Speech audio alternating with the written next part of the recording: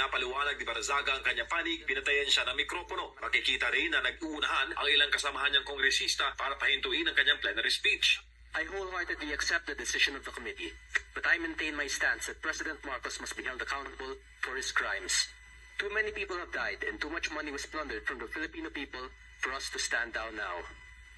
Whatever punishment may fall upon me and others who stand against this president who has lost his constitutional mandate, of serving the people is inconsequential in relation to the amounts of lives and futures that will be saved when President Marcos leaves Malacanang. It took the deaths and imprisonment Point of order, Mr. Speaker. to bring Marcos Sr. to Point of order, Mr. Speaker. my punishment is only the beginning of our fight against the Mr. Speaker, may we recognize Chairman Abalos for the point of order. Ano po ba ang mas mabigat na kasalanan? Ang magmiyaw o ang magnakaw? Ano ba ang mas mabigat na kasalanan?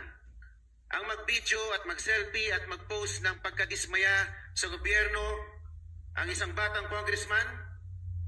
O ang ginawang sistematikong pagnanakaw sa gobyerno?